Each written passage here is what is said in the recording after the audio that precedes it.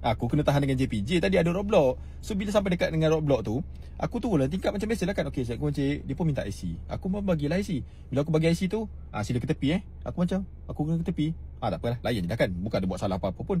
Kereta sendiri, IC ada, lesen ada, Rotek insurans pun ada, nombor plate tak fancy. Aku pun berhentilah ke tepi. So dia pun datang lah, bawa IC aku. Cik, insurans ada tapi Rotek mati. Aku macam, Rotek mati?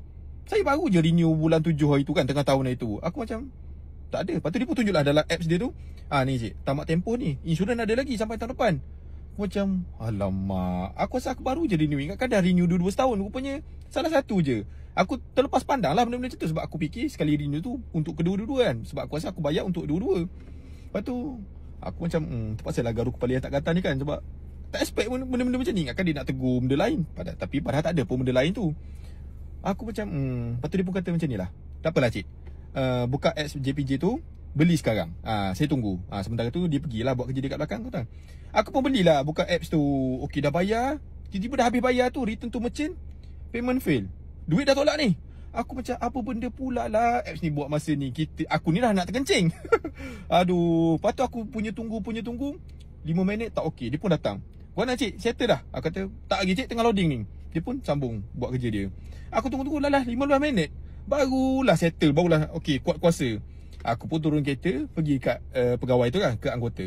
Okay cik, settle dah? Dia kata, ya ke? Okay, saya tengok. Okay. Dia kata, dah hijau kan, dah settle lah. Dia pun pulang balik IC aku. Lepas tu kata, ingatlah depan ni cik, kalau renew Rotek tu sekali dengan insurans, kalau renew insurans sekali dengan Rotek. Jangan satu-satu, nanti jadi macam ni. Aku kata, okey, tak apalah kan.